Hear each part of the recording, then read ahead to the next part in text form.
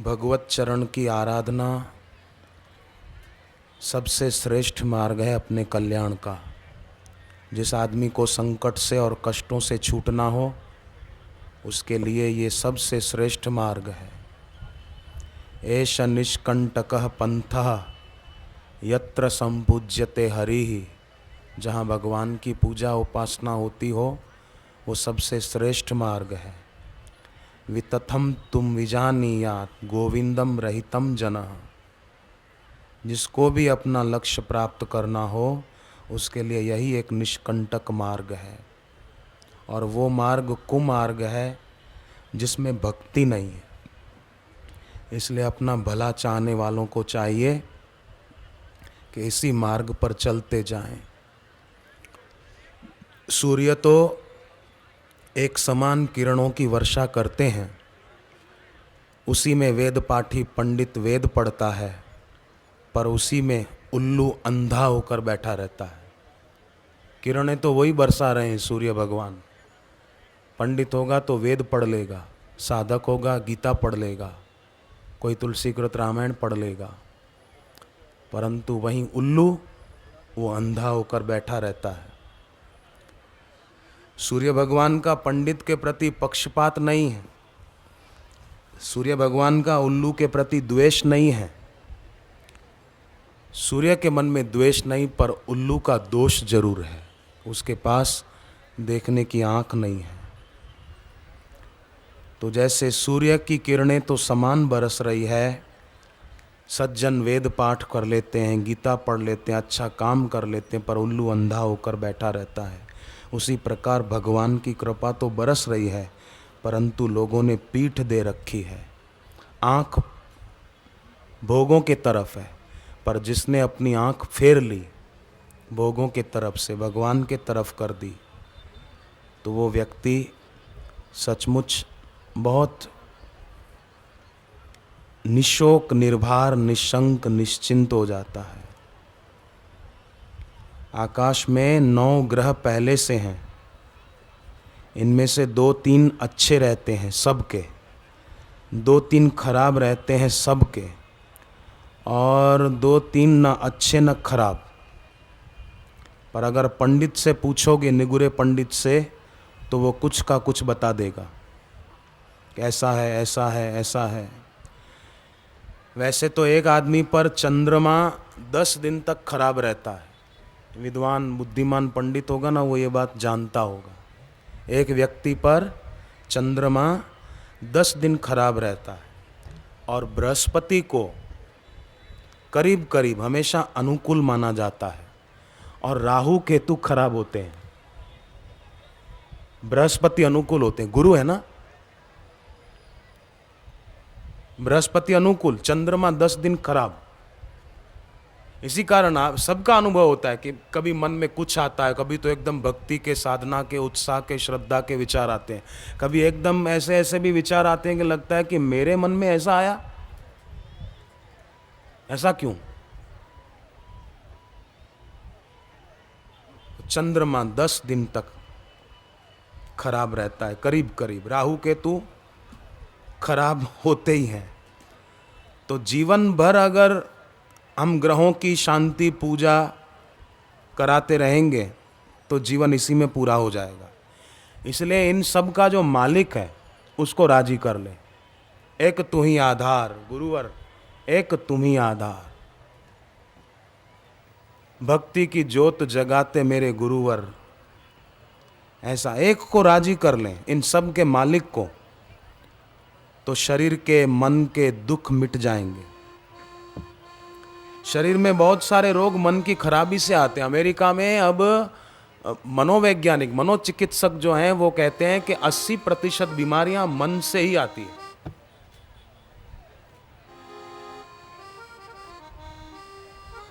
Doctor Herbert Benson को पूछा गया कैंसर का रोग मिटाने का बढ़िया इलाज क्या है, उन्होंने कहा श्रद्धा सबसे बढ़िया इलाज है। कैंसर मिटाना है, श्रद्धा। बहुत सुंदर डॉक्टर हर्बर्ट बेंसन ने उस विषय में अपना वक्तव्य दिया। तो भजन करें ईश्वर का, ईश्वर प्राप्त गुरु का, तो शरीर के मन के दुख मिट जाते हैं। और चंद्रमा भले खराब रहे पर हमारा मन खराब नहीं होगा।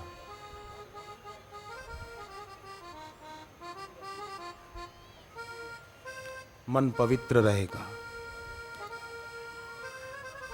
भागवत जी में वर्णन है, जब सनकादि ऋषि वैकुंठ में गए तब भगवान के चरणारविंद की सुगंध और तुलसी की सुगंध दोनों उनके नाक में प्रविष्ट हो गई तो उनके शरीर में रोमांच हो आया। उनको हुआ मन में कि ये दिव्य सुगंध है, लगता है भगवान यहीं कहीं आसपास हैं।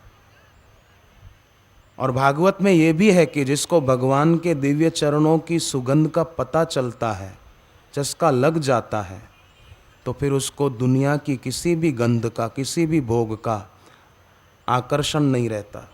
आप जरा सोचो दुनिया में क्या रस है। किसी को समझो खीर अच्छी लगती है, लगातार 7 दिन तक खाए, सब्जी खाने को न मिले, उसको चटनी न मिले, दाल चावल न मिले, तो 7 दिन में तो खीर खाते खाते परेशान हो जाएगा, छोड़ देगा। बोले मेरे को नहीं खानी है, मेरे को सब्जी दो, दाल चाहिए, चावल चाहिए।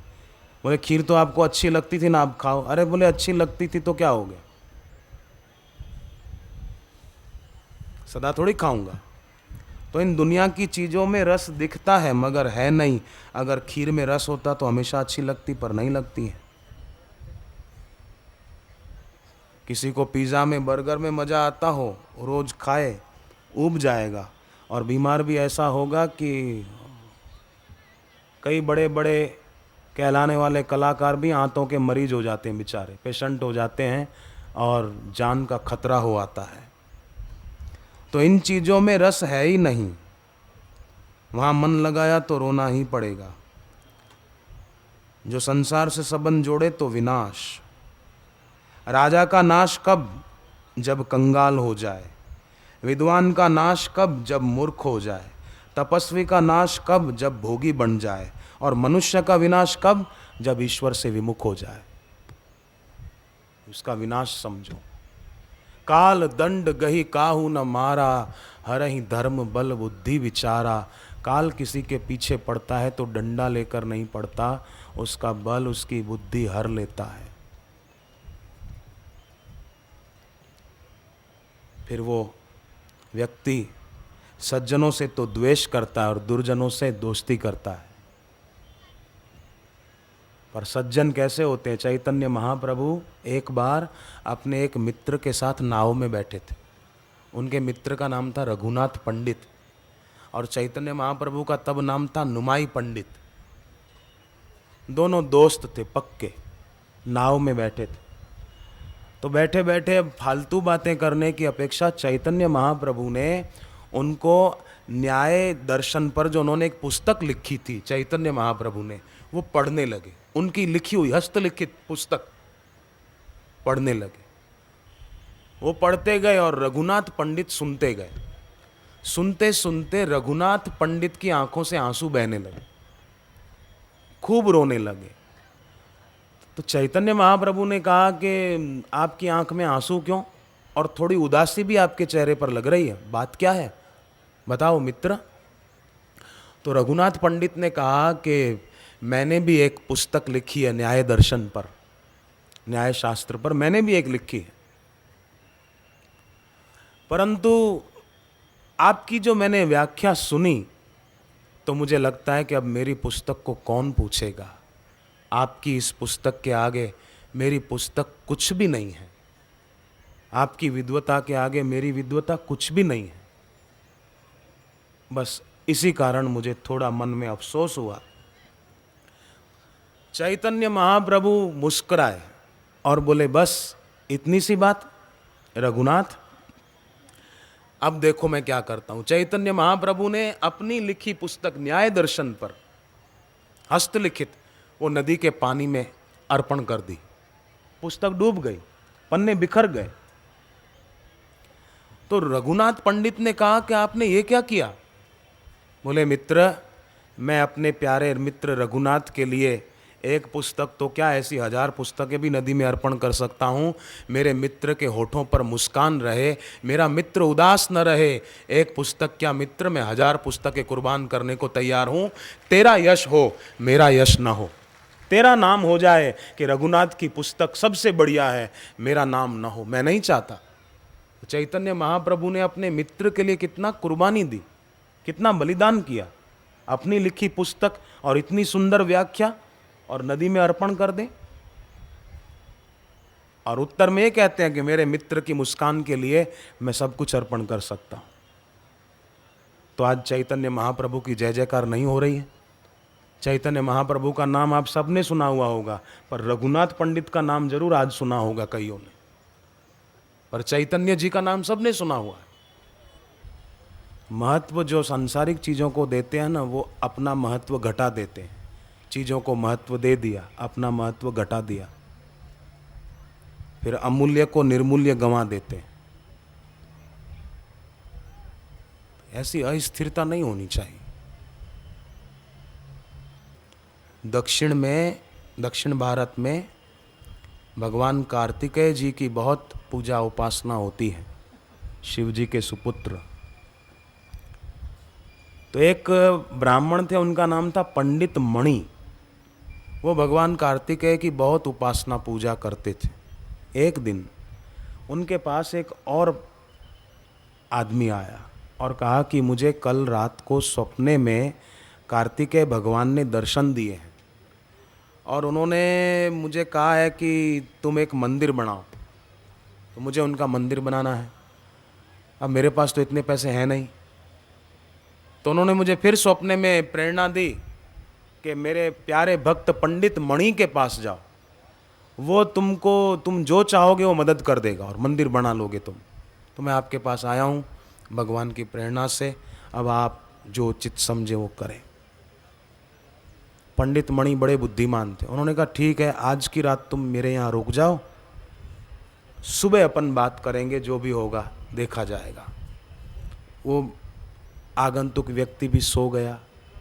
अगले दिन सुबह पंडित मणि ने, जो भक्त थे, उन्होंने उस व्यक्ति को बुलवाया और कहा कि आप कल रात को सो गए ना, मैं भी फिर सो गया, तो मुझे रात को सपने में भगवान ने दर्शन दिए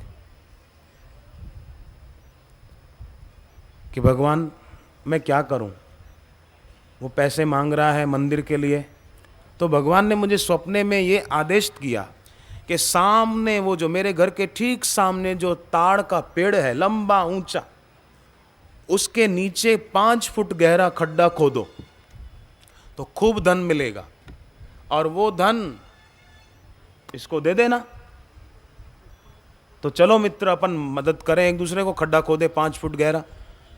तो वो संशय करता हुआ बोला कि 5 फुट गहरा खड्डा खोदें और अगर अंदर से खजाना न मिले तो। पंडित मणि ने कहा मैंने ये भी भगवान से पूछ लिया था कि हम तो मेहनत करें, आप कह रहे हो ताड़ के पेड़ के नीचे 5 फुट गहरा खड्डा खोदो तो खूब धन मिलेगा। मैंने भगवान को पूछा कि अगर धन न मिला तो भगवान ने कहा कि अगर धन न मिले तो उसी आदमी को खड्डे के अंदर गाड़ देना, ये भगवान ने कहा है। वो तो भाग ही गया ब्राह्मण, बोले मैं आता हूँ। भाग गया, आया ही नहीं। भगवान के नाम पर भी ऐसी धोखाधड़ी करे तो पंडित मणि भी कम बुद्धिमान नहीं थे। केवल कोरे पंडित नहीं थे, भक्त भी रहे होंगे। वो उनको लूटना चाहता था। पंडित ने भी अगले दिन सुबह कैसा सुना दिया। भक्तों को, सज्जनों को किसी के प्रभाव में आने की जरूरत नहीं है, प्रकाश में जीने की जरूरत है। अपने जीवन को आलोकित करने की जरूरत है ज्ञान के प्रकाश से। भगवान नाम से तो तर्जनम यमदूता नाम, भर्जनम भवबीजा नाम, अर्जनम सुख संपदम, तर्जनम यमदूता नाम, राम रामेति गर्जनम। इतनी शक्ति है। पर ऐसे शक्तिशाली भगवान का नाम होते हुए भी लोग देखो कितना डरा डरा सा जीवन जी रहे हैं, कितने दुखी, चिंतित और बेचारे अशांत होकर जीवन जी रहे हैं। तो इस गुरु पूर्णिमा के पर्व से संकल्प करें कि गुरु के पास बैठने मात्र से बहुत से सद्गुण आते हैं। तो हम तो कितनी देर सुबह भी बैठते हैं, शाम को भी बैठते हैं और गुरु जी निकट से दर्शन देने भी आ जाते हैं। फिर हमें किस बात की चिंता है? गुरु की कृपा से गिरा हुआ भी उठ जाता है अगर उपासना दृढ़ होगी तो, उपासना में स्थिरता होगी तो। और जिसको मन में इच्छा है कि मैं भगवान को इन्हीं आँखों से देखूं, तो उस भक्त को चाहिए कि इन्हीं आँखों से दिखने वाले गुरु की उपासना खूब लगन से करे। अपने मन से न चलकर गुरु के मन से चले। ये बहुत बड़ा वशीकार है अपनी इंद्रियों पर। अपने मन से न चले, गुरु के मन से चले। जिसको तैरना नहीं आता वो व्यक्ति पानी में उतरेगा तो डूब जाएगा। इसमें शंका हो तो बोलो। तैरना नहीं आता है, पानी में जाएगा अंदर तो डूबेगा। उसी प्रकार जो व्यक्ति असंगता से, अनासक्ति से रहना नहीं जानता, वो अगर लोगों से और संबंध बढ़ाता जाएगा तो डूबेगा, पक्की बात है। इसलिए साधना काल में साधक को चाहिए कि कोई योग्यता बढ़े तो फिर भजन गाकर, ठीक है थोड़ा सेवा हो, प्रभात फेरी हो, कीर्तन यात्रा हो, गा लिया, पर अपने गाने में ये भाव ना हो कि मैं गाऊं और कोई मेरे से प्रभावित हो और मेरा भी लोग मान सम्मान करें। ये बहुत घटिया विचार है, ये बहुत तुच्छ बात है। जिनके मन में महत्व बुद्धि ईश्वर के प्रति, गुरु के प्रति नहीं और सांसारिक सुविधाओं और मान बढ़ाई के लिए है, वो व्यक्ति अपना कल्याण कर ही नहीं सकता। ध्यान देना, परमार्थिक पतन क्या है? परमार्थिक पतन किसे कहते हैं? बुद्धि का भ्रष्ट हो जाना, ये परमार्थिक पतन है। और योग्यता बड़ी, लोग मेरे को मान सम्मान दे, आई एम समथिंग, मैं भी कुछ हूँ, लोग मेरे को जाने, ये बुद्धि की मलिनता है। बुद्धि की मलिनता ही बुद्धि का भ्रष्ट होना है। और बुद्धि का मलिन होना माने राग द्वेष के अधीन होना। ये अच्छा है, ये बुरा है, इससे दोस्ती रखो, इससे तो ऐसा है, ये ऐसा है, निंदा करते रहते हैं। इसलिए सावधान, कोई गलत है तो उसकी निंदा न करें, अपितु वो गलती अपने में हम न आने दें, ऐसी गुरु जी से प्रार्थना करें। मन में अगर कोई आह है ना, दुख है, चिंता है, तो समझो जरूर कोई चाह है। मन में कोई आह है माने दुख है, तो समझो कोई चाह है। और चाह से ही आह पैदा होती है, चाह से ही डाह भी पैदा होता है, जलता रहता है कलेजा बिना आग के। बैठे होंगे एसी में, पर अशांति का हीटर चालू होगा उनका सतत, अखंड। जैसे अखंड ज्योत होती है ना मंदिरों में, कईयों के घर में भी जलते रहते हैं। घर में अखंड ज्योत जलाने हो तो हो सके तो पूरब के तरफ हो, या तो पूरब से भी थोड़ा अग्निकोण के तरफ हो। जिनके घर में अशांति ज़्यादा होती हो, खटखट ज़्यादा होती हो, वे लोग घर में ईशान कोण में पानी का थोड़ा भर के रखें, कुछ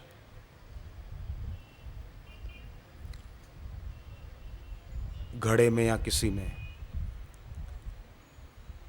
एक नारियल लेकर पूरे घर में घूमें और फिर वो नारियल पीपल के पेड़ के नीचे रख के आ जाए। कईयों के घर में पीपल उगाता है, दीवार में, छत में छोटा सा पीपल उगना शुरू हो जाता है, तो लोग सोचते हैं क्या करें, पीपल को काटना तो पाप है, तो क्या करें, फिर बड़ा होने दें। नहीं, उसको युक्ति से थोड़ा जड़ समेत निकाल लें खोद कर, और एक गमले में लगाकर घर में वायव्य कोण में रख दें। वायव्य कोण कौन सा? पूर्वे रक्षतु वाराह आग्नेयाम गरुड़ध्वज, दक्षिणे पद्मनाभस्तु नैरृत्याम मधुसूदन, पश्चिमे चैव गोविंदो वायव्याम तु जनार्दन, उत्तरे श्रीपति। पश्चिम और उत्तर के बीच का कोना वो वायव्य कोण कहलाता। उस वायव्य कोण में वो पीपल गमले में लगाकर रख दें घर में, उत्तर और पश्चिम के बीच का कोना।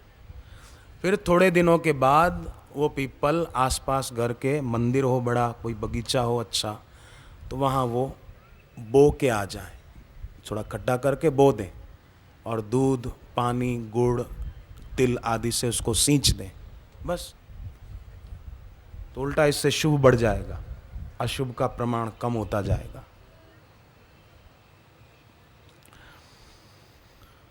तो परमार्थिक पतन बुद्धि की मलिनता के कारण होता है, और जो सत्संग सुनते हैं, ध्यान जप करते हैं, उनकी बुद्धि मलिन नहीं होगी।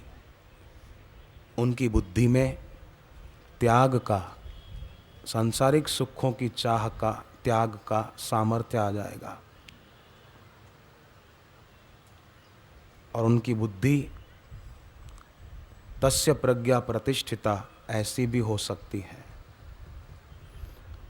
त्याग का सामर्थ्य जो आ जाएगा। देखो, जागृत स्वप्न का त्याग करते हैं, जागृत अवस्था और स्वप्न अवस्था का त्याग करते हैं तो गहरी नींद का, प्रगाढ़ सुषुप्ति का सुख मिलता है।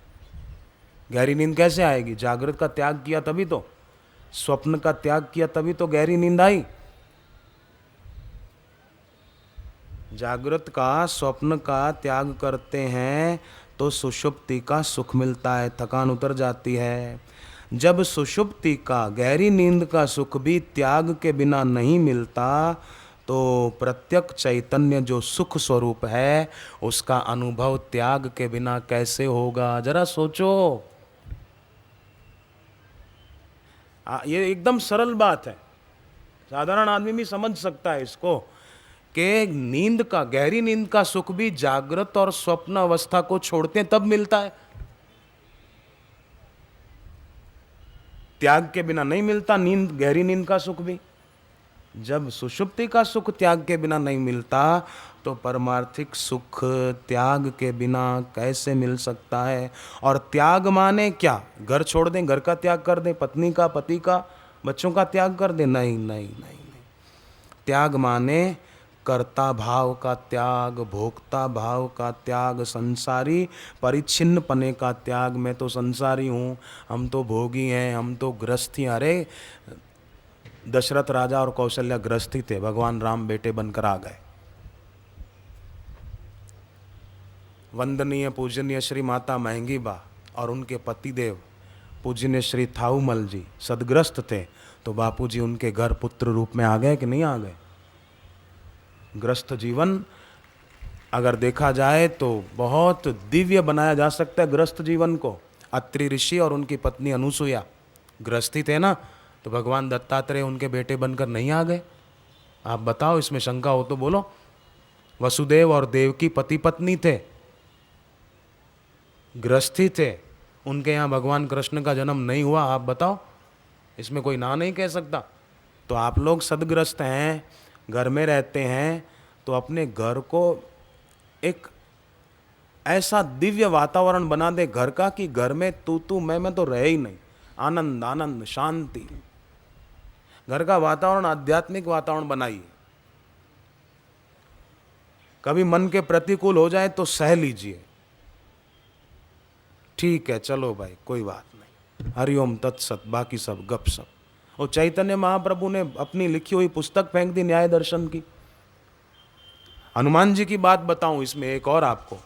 जब सीता जी को दूसरी बार लोक अपवाद के कारण अयोध्या छोड़ के जाना पड़ा वाल्मीकि जी के आश्रम में, दूसरी बार गई ना, सीता जी पर आरोप लगे झूठे, तो सीता जी को चला जाना पड़ा अयोध्या छोड़ के, वाल्मीकि जी के आश्रम में चली गई वो। राम जी को तो एक बार वनवास हुआ, सीता जी को 2 बार हुआ। फिर भी सीता जी कितनी सहनशील, कितनी समता में स्थित थी। तब उन दिनों में, अब बात जो मुझे कहनी है, उन दिनों हनुमान जी थोड़े उदास हो गए कि हमारी मां सीता पर कितने झूठे लांछन लगाए दुष्टों ने। हनुमान जी चुपचाप बैठे रहते थे, किसी से मिलते जुलते नहीं थे, बात नहीं करते थे। फिर उन्होंने सोचा कि बेकार में व्यर्थ चिंतन करने से तो भगवत गुणगान करना अच्छा है। तो उन्होंने क्या किया, हनुमान जी ने स्फटिक की शिलाओं पर अपने नखूनों से पूरी रामायण लिखी, पूरी राम कथा लिखी स्फटिक की बड़ी बड़ी शिलाओं पर।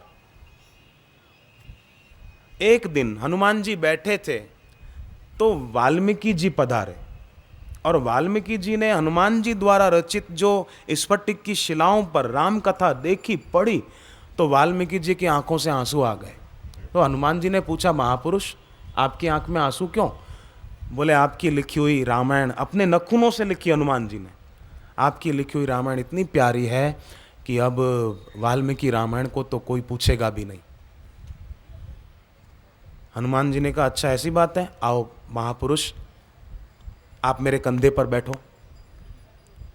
बोले क्यों? बोले आप मेरी प्रार्थना मानो, आप बैठो। हनुमान जी ने वाल्मीकि जी को बिठाया कंधे पर, और दूसरे कंधे पर हनुमान जी ने जो स्फटिक की शिलाओं पर राम कथा लिखी थी वो सब शिलाएं उठा ली। हनुमान जी का कंधा कोई आपका और मेरे जैसा थोड़ी होगा कि एक बाल्टी न उठा सके।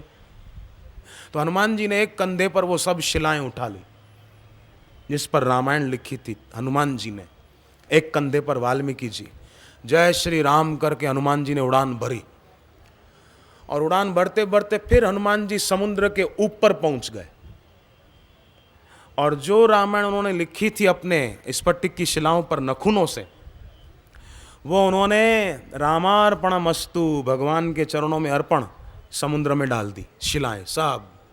फिर जय श्री राम करके आ गए किनारे। तो वाल्मीकि जी ने कहा कि हनुमान जी मैंने आपको ऐसा तो नहीं कहा था कि आप ये शिलाएं पानी में डाल दो, ऐसा मेरा इरादा नहीं था प्रभु। तो हनुमान जी ने कहा कि मैंने तो सीता माता की याद में, राम जी की याद में ये बैठे बैठे लिख दिया, बाकी मेरा कोई इरादा नहीं था कि मेरी प्रसिद्धि हो, मेरी रामायण लोग जाने माने, इसलिए मैंने अर्पण कर दिया। हमारे वाल्मीकि जी की रामायण प्रसिद्ध हो, पर हनुमान जी कहते हैं मेरी प्रसिद्ध करने की जरूरत नहीं है। वाल्मीकि जी की आंखें भर आई कि हनुमान जी कितने महान त्यागी हैं। तो हनुमान जी को कोई कष्ट हुआ क्या? नहीं। जगह जगह पूरी दुनिया में कितने हनुमान जी के मंदिर बने हुए। हम अमेरिका गए, अमेरिका में कितनी जगह मैंने हनुमान जी के मंदिर देखे। ओमान मुस्लिम देश है, वहाँ मैंने 500 साल पुराना, बताते हैं वहाँ के लोग, शिव जी का मंदिर है, चारों तरफ बस्ती मुस्लिमों की है और बीच में वो शिव मंदिर बना हुआ है। लोगों ने कहा हमको, वहाँ के लोगों ने, 500 साल पुराना है और अभी तक किसी ने तोड़ा नहीं है, बना हुआ है। इसमें शिव परिवार भी है। तो हनुमान जी को क्या घाटा पड़ा? सच्चा भक्त ये नहीं चाहता कि मेरे को मान मिले, मेरे को लोग बड़ा कहें, मेरे को भी बोलना आता है, मेरे को भी गाना आता है। अरे तो कई गवैये भजन गाते रहते, क्या हो गया? इससे कोई ईश्वर का साक्षात्कार नहीं हो जाता। ईश्वर का साक्षात्कार तो कपट छोड़कर प्रीति पूर्वक। मैं कई ऐसे साधकों को जानता हूँ, भजन नहीं गाते, उनका नाम कोई नहीं जानता है, सब नहीं जानते, पर उनकी साधना ऐसी है कि मेरे दिल में उनके लिए खूब आदर है, अहोभाव है कि घर में रहते हुए भी कैसा तपस्वी जीवन जी रहे। घर में रहकर भी बापूजी के सत्संग ने इनको कितना ऊंचा पहुंचाया है आध्यात्मिकता में, कि कैसी भी स्थिति आए ये विचलित नहीं होते। भले उन साधकों से मैं बाहर से उनके पैर नहीं छूता, पर मैं दिल से तो उनको प्रणाम करता हूँ। घर में रहकर भी उन्होंने कितनी कमाई की है। घर छोड़ना, साधु के कपड़े पहन लेना एक बात है, पर हृदय में साधुता लाना बहुत बड़ी बात है, बहुत बड़ी बात है। साधु के कपड़े, ये कपड़े बाजार में मिल जाएंगे, 50-55 रुपए मीटर मिल जाएंगे, सस्ते भी मिल जाएंगे कोई, परंतु साधुताई बाजार में नहीं मिलती है। कपड़े मिल जाते हैं, साधुताई नहीं मिलती। पर ये कई ऐसे भक्त हैं, साधक हैं, जिन्होंने कपड़े साधु के नहीं पहने, पर दिल में साधुताई है। दिल में साधुताई है। किसी के ये कैसे जाने कि एक बात तो उसके जीवन में विनय हो, अदब। दूसरी बात कानून मर्यादा उसमें रहे, रेखाएं लांगे नहीं, सीमाएं तोड़े नहीं। तीसरी बात तहजीब, सभ्यता, बोलने में, उठने में, बैठने में। अब इतने लोग बैठे हैं, कोई बीच में खड़ा हो जाए, सोचेगा नहीं कि मैं किसी को पीठ देकर खड़ा रहूं, वो आदमी बैठा है, ये अच्छा लगता है? नहीं। तहजीब, सभ्यता, शालीनता, दूसरे के सम्मान की रक्षा हो। बहनें हैं, सत्संग पूरा होता है तो अब स्वाभाविक है इतनी बहनें थोड़ी धक्का मुक्की तो होगी, तो कोई पुरुष हों तो स्वाभाविक ही भले भीड़ के कारण बैठ गए इधर उधर बहनों के बीच में, पर सत्संग पूरा हुआ तो महिलाएं हैं, इनको कष्ट ना हो बहनों को, अपन निकल चलो, अपन उधर से दर्शन कर लेंगे, देवियां हैं बहनें हैं उनको कष्ट होगा, चलो अपन निकल, सत्संग सुन लिया बस चलो, बहनें बहनों की तरफ से जाएं, हम क्यों, ये तहजीब है, सभ्यता है और ये जरूरी है। व्यवहार में, व्यवहार कुशलता जिसके जीवन में है ना वही परमार्थ कुशल हो सकता है। व्यवहार कुशल नहीं वो परमार्थ कुशल खाक होगा। जो अपनी चीज वस्तुओं को संभाल नहीं पाता वो भगवान को क्या खाक संभालेगा, कैसे संभालेगा? अपनी चीजें संभाल नहीं पाता, मेरा पर्स खो गया, मेरा मोबाइल खो गया, मेरा ये खो गया, मेरी अमुक चीज खो गई, मेरा आसन रह गया, मेरी माला खो गई, अपनी चीजें संभाल नहीं पाते और बोले हम भगवान को संभालें, कैसे संभालोगे? नहीं संभाल पाएंगे। व्यवहार कुशलता जरूरी। तो एक तो विनय, दूसरी बात कानून मर्यादा, तीसरी बात तहजीब सभ्यता और चौथी बात तमीज समझदारी, और पांचवी बात कि हृदय में श्रद्धा रखी जाए। श्रद्धा की कसौटी तर्क नहीं है, श्रद्धा की कसौटी है अनुभव पर्यवसान, तर्क नहीं। अपने अनुभव का तिरस्कार करके कभी भी कुछ भी नहीं पा सकते, सावधान। और खास याद रहे, आशीर्वाद, मैं कई बार कहता हूं, आशीर्वाद गुरु से मांगने की चीज नहीं है, आशीर्वाद और आज्ञा एक ही चीज है। गुरु ने जो कह दिया वो हम कर दें तो समझो आशीर्वाद मिल गया, हमारे हिस्से में जमा हो गया, बस अब मांगना नहीं पड़ेगा। आशीर्वाद और आज्ञा एक है। अगर हमने बात मान ली, गुरुदेव ने कहा कि सब बैठे रहना, खड़े नहीं होना, तो समझो आप आशीर्वाद ले रहे हैं, पर खड़े हो गए तो समझो आशीर्वाद बिखेर रहे हैं। आशीर्वाद और आज्ञा एक ही चीज है। पर जिसका चरित्र मलिन होगा ना, मलिन चरित्र में प्रतिभा का स्फुरण नहीं होता, उसको ये बातें सूझेगी नहीं, गुरुजी ने कहा है बैठे रहो, तो खड़ा हो जाएगा, शोर मचा देगा, गुरुदेव की जय हो, तुम्हारे कहने से जय हो जाएगी। उनकी जय जयकार वैसे ही दुनिया कर रही है, देवता करते हैं ब्रह्मज्ञानियों की जय जयकार, तुम तो उस समय हाथ जोड़े बैठे रहो बस, एक टक उनकी ओर देखते रहे बस। आशीर्वाद खींचा चला आएगा आपके पास, मांगना नहीं पड़ेगा।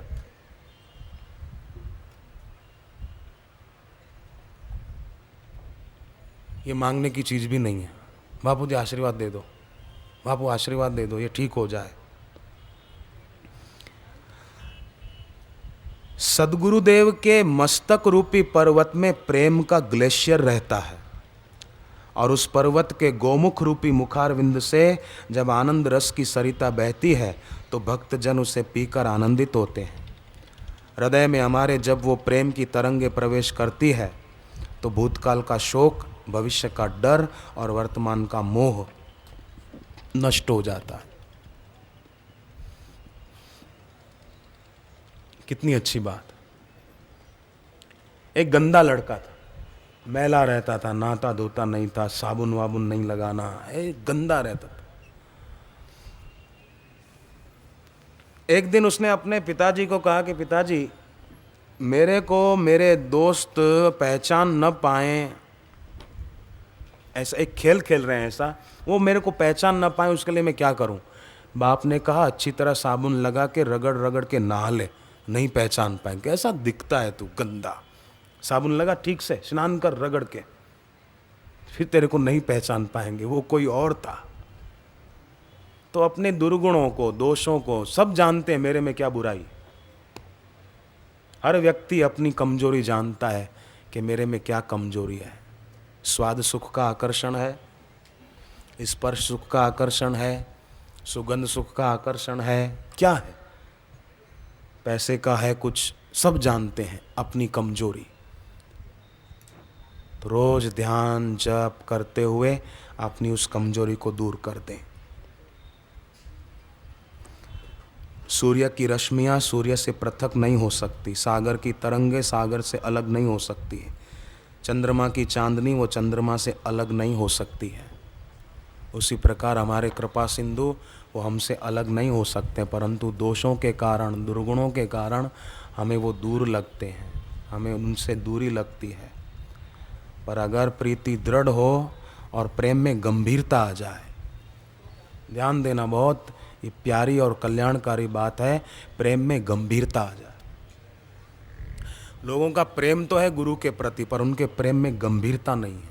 प्रेम में गंभीरता आने पर प्रेमी मौन हो जाता है, और प्रेम में गंभीरता नहीं होती तो आदमी छिछरा हो जाता है, हा हा हु ही, बहिर्मुखता बनी रहेगी। है तो प्रेमी, है तो गुरु का साधक, श्रद्धा भी रखता है गुरु जी के लिए, माला भी जपता है, सत्संग की पुस्तकें भी पढ़ता है, साधना भी करे, सेवा भी करे, पर प्रेम में गंभीरता नहीं आएगी तो प्रेमी मौन नहीं हो पाएगा।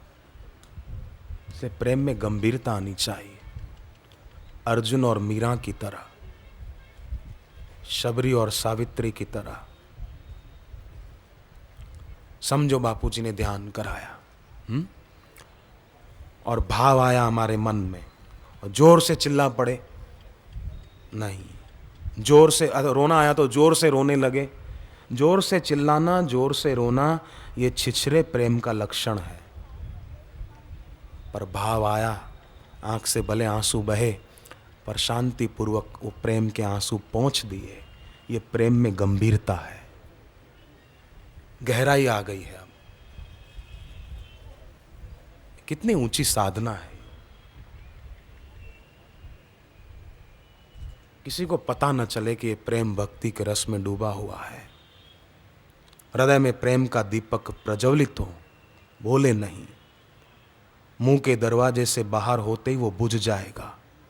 हृदय में प्रेम का दीपक, कुछ हम बोलेंगे तो वो मुंह के दरवाजे से बाहर हो जाएगा, और बाहर होते ही फिर हवा उसको बुझा देगी। इसलिए सावधान। प्रेम में गंभीरता हो, प्रेम में निष्ठा हो, तो प्रेमी मौन हो जाएगा।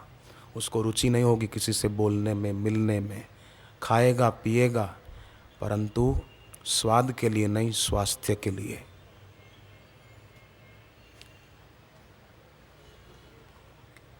बात तो छोटी सी है, पर ख्याल रखने पर लाभ बहुत होता है। अगर इच्छा की पूर्ति में अभी भी सुख लगता है तो समझो हमारी साधना अभी शुरू नहीं हुई है, और इच्छा की निवृत्ति में सुख लगता है तो समझो साधना शुरू हो चुकी है। कोई इच्छा उठी और उसको पूरी करने में लंपट हो गए तो समझो अभी साधना शुरू ही नहीं हुई है। और इच्छा उठी पर उसकी पूर्ति में सुख नहीं लगता, निवृत्ति में सुख लगता है, तो समझो साधना की शुरुआत हो गई। 7 चीजें हमारे मन में ना आए, समझो हमारी साधना बहुत अच्छी है, भगवान की, गुरु की कृपा है। 7 चीजें मन में ना आए। एक तो 5 विषय, कुछ सुनने की इच्छा, गाने सुनूं, ये सुनूं, देखने की इच्छा, स्वाद सुख का मजा लेने की इच्छा। खाना अपराध नहीं है, पर स्वाद सुख के लिए खाना वो उचित तो नहीं है। उसका मतलब ये अभिप्राय नहीं कि खाओ ही मत, अच्छा नहीं, खाओ, ठीक ठीक खाओ, सुख कर, रुचि कर, हित कर खाओ। तो 5 विषय, शब्द, स्पर्श, स्पर्श सुख की इच्छा, रूप देखने की इच्छा, रस खाने पीने का शौक ज्यादा, गंध सुगंध का आकर्षण। 5 विषय और 2 सुख दुख। ये 7 बातें मन में ना आए, वो साधक ऊंचाइयों को छूने लगेगा। इसलिए बापूजी प्राणायाम, श्वास भीतर जाए बाहर आए, उसकी गिनती जीभ तालों में लगाकर कभी मौन बैठ गए, और कभी कभी बैठे बैठे आंखें बंद किए हुए दोनों हाथ ऊपर की ओर उठाकर मन में ऐसी भावना करना कि अब हमारा जीवन ऊपर की ओर उठ रहा है। देखो, पानी तो सब जगह है ही, परंतु किसी पात्र में लेकर पानी पीने से प्यास मिटती है। बाकी पानी तो है ही, सब जगह है। किसी बर्तन में लेकर, बोतल में, गिलास में, जग में, कटोरी में, बर्तन में लेकर पानी पिएंगे तो प्यास मिट जाएगी। उसी प्रकार भगवान तो पूरी सृष्टि में परिपूर्ण है, परंतु ईश्वर अनुभूति के लिए अपना इष्ट, अपने गुरु एक होने चाहिए, एक निष्ठा होनी चाहिए। अपने मन से माना हुआ मंत्र वो प्रपंच से निवृत्त नहीं करेगा। गुरु के मुख से मिला हुआ मंत्र वो प्रपंच से, झंझटों से मुक्ति दिलाएगा। मन से कहीं किताब से मंत्र पढ़ लिया, कोई पंडित से मंत्र सुन लिया, किया, फायदा नहीं होगा। और सांसारिक सुख की आसक्ति मिटेगी नहीं। गुरु प्रदत्त मंत्र विधिवत लिया है और वो जप करेंगे तो प्रपंच से निवृत्ति होगी। पर मन माना किया हुआ मंत्र और साधना वो तो प्रपंच में प्रवृत्त करने में ही समर्थ है। इसलिए मंत्र हमेशा सदगुरु का बताया हुआ जपना चाहिए। और मंत्र जपें, ध्यान साधना करें तो फिर परापेक्षी न बने। कोई मिले तो ही मजा आए, कुछ खाने को मिले तो ही मजा आए, परापेक्षी जीवन नहीं होना चाहिए। भागवत जी में आता है, आनंदम परमात्मानम आत्मस्थम समुपैति माम। आनंद स्वरूप जो ईश्वर वो हमारे भीतर ही है, परंतु मनुष्य उसे धन में, सौंदर्य में खोजता है आनंद को, और उसी कारण दुख पाता है। इसलिए ये भी न हो। आनंदम परमात्मानम अंदर ही है। इजिप्त के सम्राट की मुलाकात एक फकीर से हुई। इजिप्त का सम्राट कहता था कि सुख दुख का कारण बाहर है। फकीर ने कहा सुख दुख का कारण भीतर ही है। बोले मैं प्रैक्टिकल कुछ आप बताएं। तो फकीर ने कहा कि एक कोई स्वस्थ व्यक्ति, उसको किसी चीज़ की कमी ना हो, ऐसे व्यक्ति को समझाकर अलग महल में व्यवस्था कर दो, खाने पीने रहने की हर व्यवस्था, उसके परिवार वालों के खान पान की व्यवस्था कर दो। 6 महीने तक उस व्यक्ति को अकेला रखो, किसी से मिले नहीं, बस फिर देखो क्या होता है। एक ऐसा युवक खोज करके बुला लिया जिसकी शादी 1.5-2 साल पहले हुई थी। एक बेटा था, माँ थी, पिताजी थे। युवक को समझा लिया कि 6 महीने तक इनके खान पान की, घर वालों के भोजन आदि की व्यवस्था की जिम्मेदारी हमारी, और 6 महीने तुम अमुक महल में रहो, वहाँ अंदर सारी व्यवस्था है, किसी चीज़ की कमी नहीं है, पर तुमको किसी से मिलना नहीं है, बस अकेले रहोगे। ठीक है। अब चौकीदार जो रखा था वो भी ऐसा था कि उसकी भाषा ही नहीं समझता था, ऐसा रखा जानबूझकर। अब 1-2 दिन तो उसको मज़ा आया कि वाह भाई वाह, यहाँ किसी चीज़ की कमी नहीं, हर तरह की सुविधा है। पर धीरे धीरे दूसरे दिन की रात को तो उसको वो एकांत मानो खाने लगा। तीसरे चौथे दिन तो पागलों की तरह चक्कर लगाने लगा कि समय नहीं जा रहा है, क्या करूं। 8वें दिन तो चिल्लाने लग गया, मेरे को बाहर निकालो, मुझे नहीं रहना, मेरे को मेरे घर जाना है, मैं यहाँ कहाँ फंस गया, राजा तूने मेरे को क्यों, शोर मचाने लग गया। जब तक उसको बाहर नहीं निकाला तब तक पागलों की तरह चिल्लाता रहा। तब फकीर ने कहा, देखा राजन, कठिनाई कहाँ से आई, महल है इतना बढ़िया आलीशान, हर तरह की सुविधा है, खाने पीने की कोई चीज़ की कमी नहीं है, जो चाहिए वो चीज़ें उपलब्ध है। पर देखा बाहर से दुख नहीं है, फिर भी अंदर से दुख बना लिया।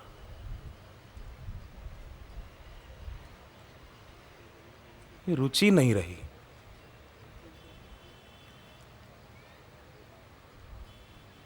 धन और भोग ही सब कुछ हो गए उनके जीवन में। पर बुद्धिमान साधक जानते हैं कि नहीं, अमुक समय भक्ति का और अमुक समय व्यवहार का नहीं, ऐसा भेदभाव रखने वाला भक्ति नहीं कर सकता।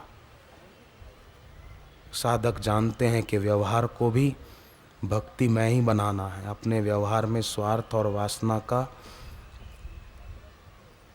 संयोग नहीं कराना, निस्वार्थ और निर्वासनिकता को महत्व देना है। निकम्मा नहीं होना है, निकम्मेपन से बच के, निषिद्ध कर्म का त्याग करके, कामनाओं को शांत करके, निसंकल्पता और गुरु का सुमरण आत्मचिंतन करते हुए अपना कल्याण करना है। ये कोई कठिन बात है? नहीं है। अगर हम सब चाहें तो कर सकते हैं। चाहें ही नहीं, कैसे काम होगा?